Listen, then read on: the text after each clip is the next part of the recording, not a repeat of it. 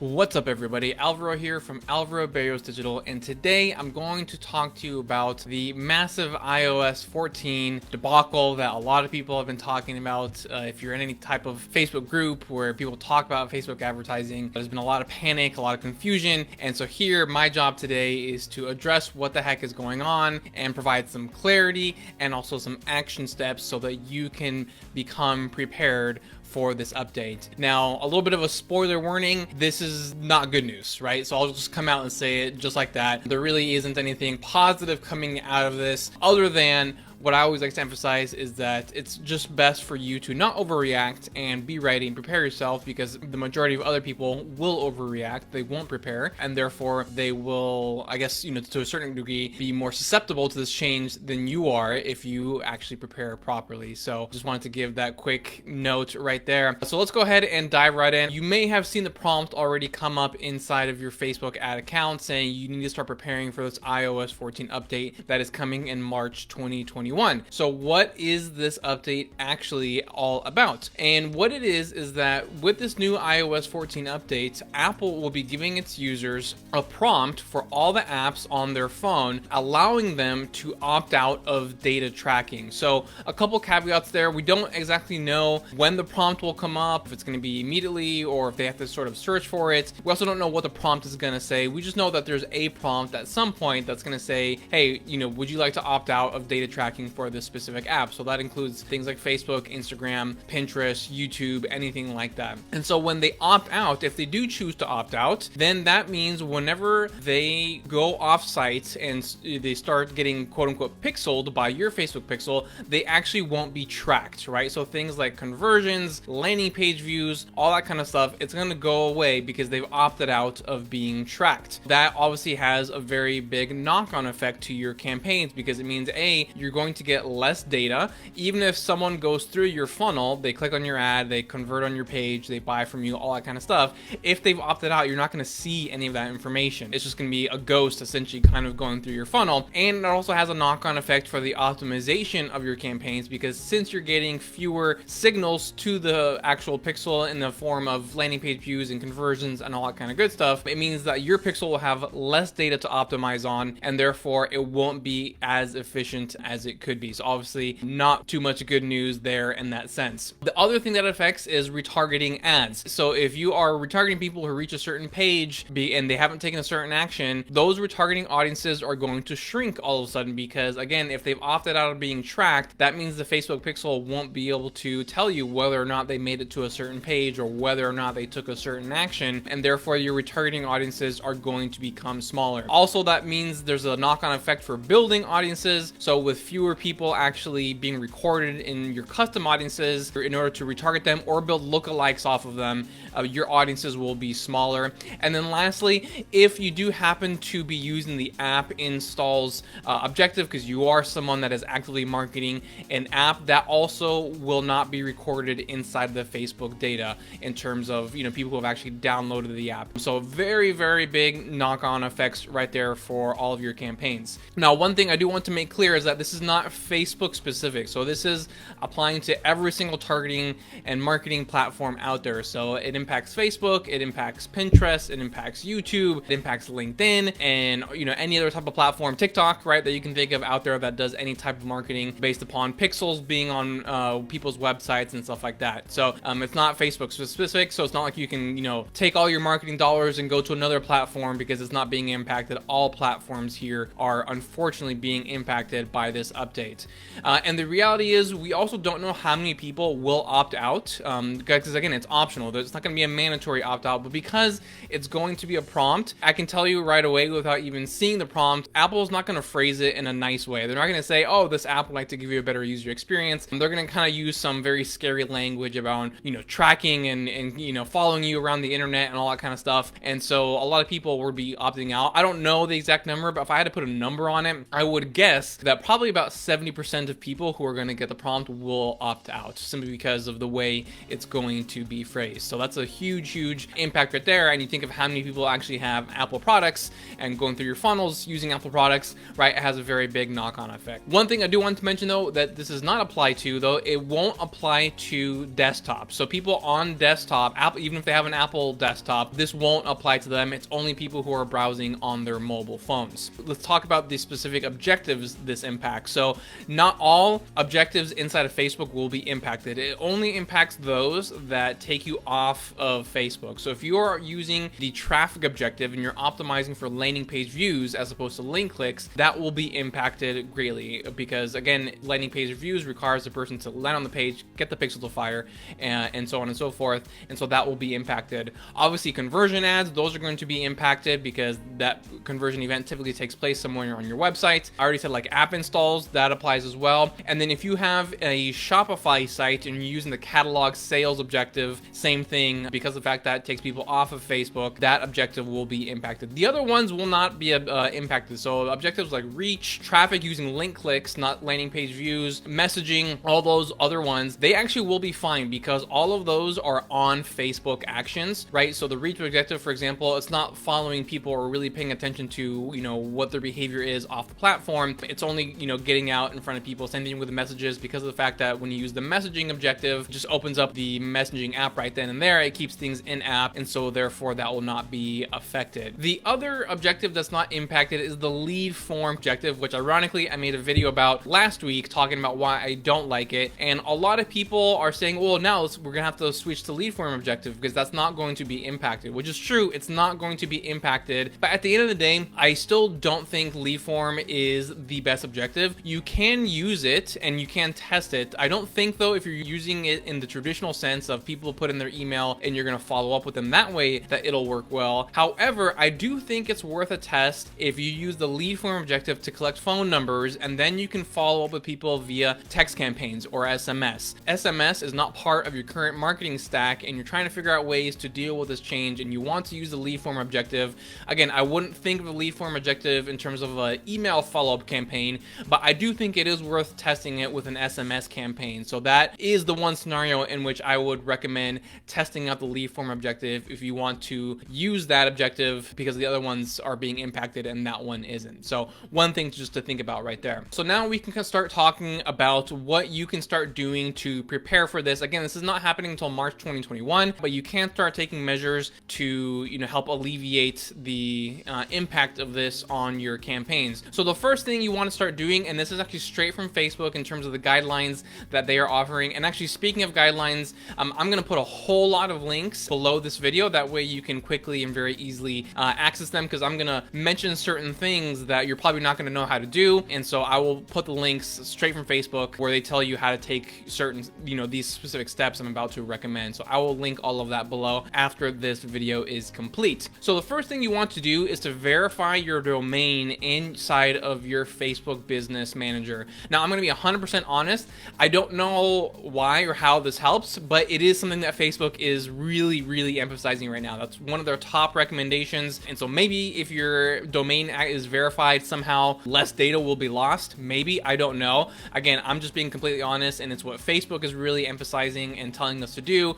So it's something that I'm telling all of my clients to do as well. So that's one of the steps you're going to want to take. And again, if you don't know how to do that, I will be linking below in this, you know, what you have to do that. But it's not a super difficult process, and it doesn't take very long as well. The next thing you want to do is actually set up your account with the conversion API inside of Facebook. Now, if you don't know what that is, any API, I'm not talking about just this API specifically, it just allows for one piece of software to communicate with another piece of software. So if you think about it, if you're using something like Kajabi or Thrivecart or Shopify, those two platforms aren't talking to each other. They're not sharing their data, right? So on Facebook, that has your conversions and all that data right there. And then let's just say on Kajabi or Shopify, right, that has all of your transactions and purchases, but they're not talking to one another. They're not sharing that. However, if you set up the conversion API, depending on the platform that you're using, it is possible that some of the data that you're collecting, let's say in your Shopify, Thrivecart, Kajabi, or any of those other platforms like that, that it can share some of that data back into Facebook, and therefore you can recuperate some of the data that that you will be losing when this update rolls out. So that is one way, and a very good way to prepare for this upcoming change. Like I said, for all these other ones, I will be linking how to do that just below. The other one that you want to do is to turn on auto advanced matching for your Facebook pixel. So this is something that rolled out, I want to say maybe like a year and a half ago, maybe even 2 years ago. But basically what it does is that it helps the pixel collect even more data on your users, especially after they make a transaction on your website. So as opposed to just sending the pixel event that someone completed a purchase and that's it, the auto advanced matching will be able to pick up other attributes from that person and send that back to the Facebook pixel. So because of the fact that you're going to be losing all of these users after this update rolls out, from a pixel data standpoint, for the few that you do have left, you want to be sending as much data back to the pixel as possible. So you want to turn on auto advanced matching. It's very easy to do that. Again, as all of these, I will link it below, but basically just go through your normal pixel setup process and you're actually going to see a prompt that says, hey, do you want to turn on auto advanced matching? And you say yes, and that is all there is to it for that one right there. Those are some of the actions you can start taking right now. There are other updates coming that actually aren't directly related to the iOS update, but I do want to cover that as well, simply because obviously it's related to reporting and tracking and optimizations and all that kind of stuff. So one is that Facebook is changing its default attribution window. So currently the default attribution window is 28 days, meaning if someone clicked on your ad 28 days ago and they make a purchase today, it'll still give credit to the ad that they clicked on 28 days ago, right? But that is vanishing, right? So if you do have a longer sales cycle, as some companies do, that's going to have a very, very big knock-on effect, right? Because if your sales cycle is longer than 28 days in terms of how long it takes for someone to first interact with your ad and then finally make a purchase, a lot of those purchases aren't going to be showing up in your dashboard anymore, and it's going to make your ads look like they're less effective, which isn't the case. It's just that the attribution window is changing it. So they're changing it from 28 days to 7 days. That's going to be the default moving forward. Now,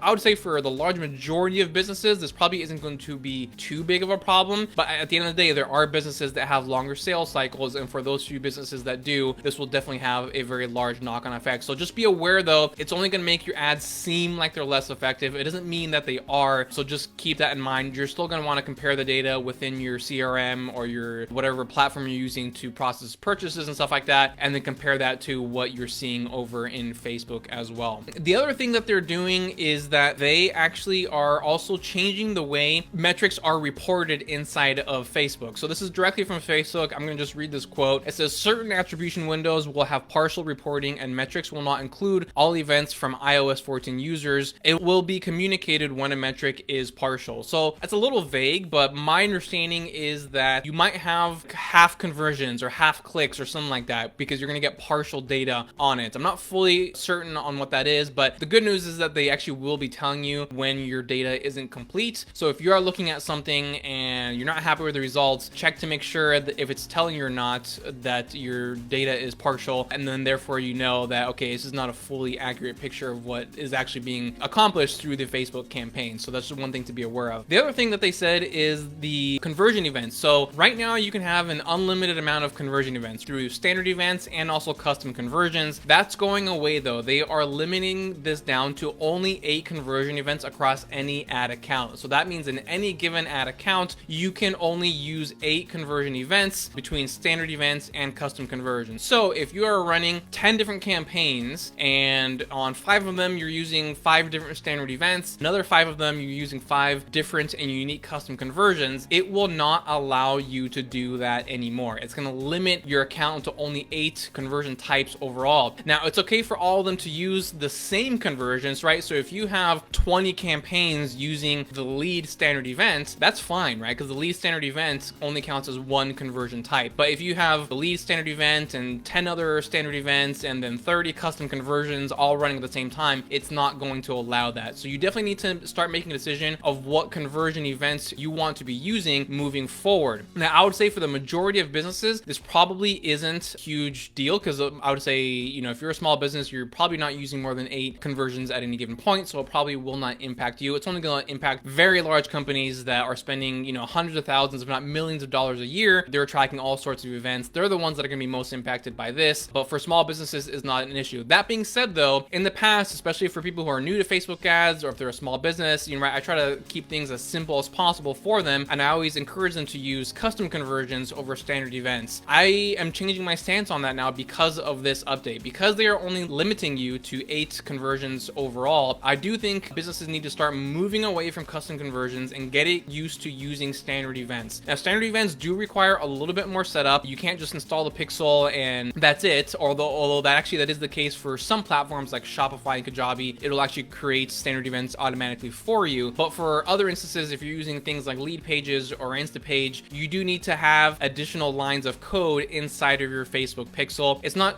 that challenging, but again, I will link up a source below that will walk you through the steps on how to do that. But I do encourage all businesses to start using only standard events, which can seem kind of scary, but there actually are some advantages to using standard events over custom conversions. And even though there are more than 8 overall standard events available, there's really only 5 that the majority of businesses really need to be used. And that's the lead standard event, the complete registration, the add to cart, initiate checkout, and purchase. So those are the 5 that you can really stick with. And again, that's less than 8, so you're going to be good. So if you're just using those 5 standard events across all your conversion campaigns, then you're going to be fine and you never will run into any issues right there. Now, you might be asking, why is Facebook doing this change with the attribution window and the change to the amount of conversion events and stuff like that? I'm not 100% sure. I think it's more so, like I said, it's not related to the iOS update actually. I think it's more so related to the lawsuit they're currently experiencing from the FTC. They're getting a lot of pressure from that, and so they're just trying to, I guess, limit the amount of data any single advertiser can collect from an individual. So I think that's my hunch right there, but also I'm not 100% sure. Lastly, reporting is going to be a little wonky for Facebook because with all these changes, again, I'm going to read a direct quote from them, is that the 8 conversion events per domain will be ranked based upon priority. If multiple events are completed by a user, such as add to cart and purchase, only the higher prioritized event will be reported. So if you have an e-commerce website and someone clicks the add to the cart button, that's one event, and then they go to checkout, that's another event, and then they make the purchase, that's another event. It's not going to show that they added to cart or that they initiated the checkout. It's only going to show that they completed the purchase. And so again, your reporting is going to be very weird that way, because typically inside of your reporting, right, you do want to see, okay, how many people added something to cart, how many people initiated a checkout, and how many of those completed the purchase. That way you can see kind of a nice flow of how your funnel is working and whether or not it's efficient. That's no longer going to be the case anymore, unfortunately, is that you're going to get only partial data, and only the highest priority events, in this example the purchase, is actually going to show inside of your account. So it is possible that you're going to be looking at your Facebook ads dashboard and it's going to show, let's say, 50 purchases, but only maybe 25 initiate checkouts, and that's going to be super weird because you're like, wait, how do I have more purchases than there actually is people initiating the checkout? And it's only because they're going to only show the highest priority events that the person actually completed. So it's going to be very weird reporting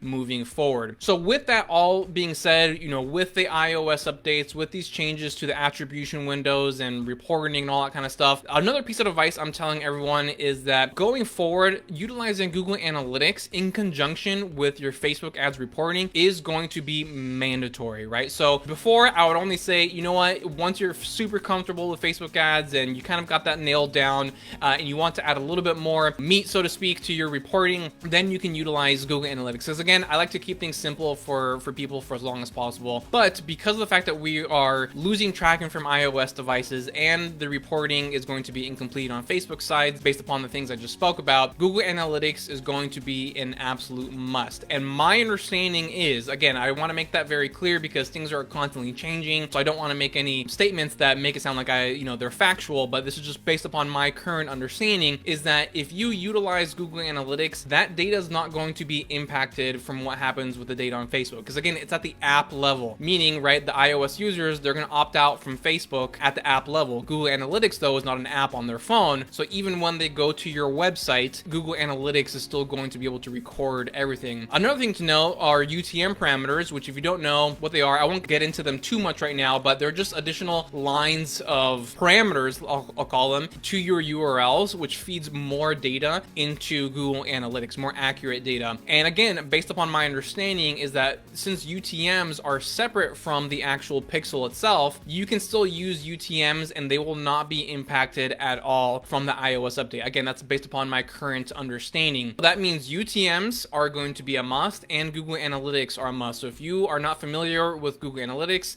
or maybe you set it up on your website when you first created it and you haven't logged in back since, like most people, then you're going to want to go back in there and start creating your conversion conversions inside of Google Analytics, which by the way, in Google Analytics, they're called goals. They're not called conversions. And you're gonna wanna understand how to look up your traffic, set up your UTMs and all that kind of good stuff. So Google Analytics, I think moving forward, it's not going to be optional. It's going to be absolutely mandatory. There are also other things that you can probably do with Google Tag Manager, even more advanced than Google Analytics. So I'm not gonna touch upon that. I will simply just mention it just in case you're someone that already is very familiar with Google Analytics. You may also want to look at Google Tag Managers to see how that can help you feed additional data inside of your analytics account and maybe even inside back to Facebook. So that is everything that's going on in terms of my current understanding and what I'm recommending everyone to do. I sent out a massive email to all my clients earlier this week informing of these steps, and so I wanted to bring that to you as well. So one of your questions might be, well, why is this happening? Go from Apple's standpoint,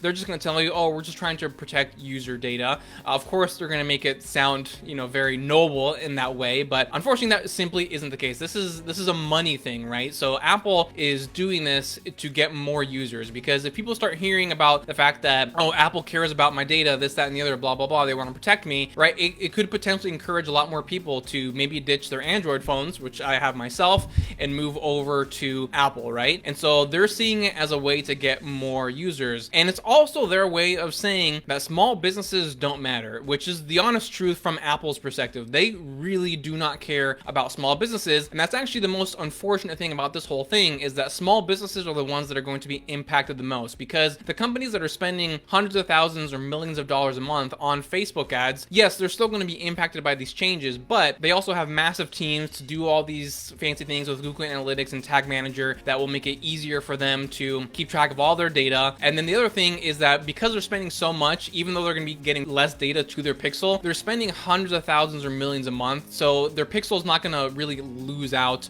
on that much data. But for the businesses that are spending $10 a day, $50 a day, maybe sometimes even less than that, which is probably the majority of advertisers on Facebook, they're the ones that are going to be very, very impacted by this change, because their pixel is going to get way less data, and therefore their campaigns won't be able to optimize, and therefore they're not going to get as good results. So that's the unfortunate thing. But the honest truth is that Apple doesn't care about small businesses, because if you think about it, their revenue doesn't come from small businesses. Unlike Google and Facebook, where a large majority of their revenue comes from small businesses using their advertising platforms, Apple doesn't have an advertising platform. So they don't care if small businesses suffer. And because of the fact that they see this as a ploy to get more users who are, wanting to kind of protect their data, they're just seeing this as a way to maximize their own shareholder value, grow even more and stuff like that at the expense of small businesses, which is obviously super unfortunate, because small businesses, especially right now, are suffering a lot with what's going on with COVID-19. And so this is kind of just another slap to the face, so to speak, for what a lot of small businesses have been dealing over the last, 8 to 9 months. So it's very unfortunate, but at the end of the day, it's just a money grab for Apple. They see this as a way to get more users, and that's why they are doing it. And since they don't get much revenue from small businesses, they're okay with, quote unquote, screwing them over, so to speak. So that's really why it's happening, and it's very unfortunate, but it's the reality. But like I said, even though I communicate a lot of unfortunate news right here, like I said, the best thing you can do is to stay calm and just prepare yourself, because I can tell you from Facebook groups that I'm in and seeing how people are reacting to this, people are very scared and they're panicking and this, that, and the other. And simply you just by, being calm and doing the opposite of what everyone else is doing, you're already going to set yourself ahead. And I can promise you that most people will not take the time to learn Google Analytics, which I said is now a must moving forward. So if you just do that step alone, stay calm, you're already going to be way ahead of the rest of your competition or anyone else out there, and you're going to be in better shape once this actually takes place in March 2021. The final thing I want to mention, which I want to make sure is super clear from all of this, I did mention it earlier, but I just want to make sure it's super clear, is that this is not going to prevent you from advertising to iOS users. Like I said, people can still go through your funnel all the way through, to the purchase point. It's just not going to show that data inside of Facebook as dashboard, which is why Google Analytics, which should have complete data, will be super important. So instead of calculating your cost per result, cost per lead, cost per purchase inside of Facebook, you're going to want to calculate it based upon what you're seeing inside of Google Analytics, or maybe your CRM platform, whatever it might be.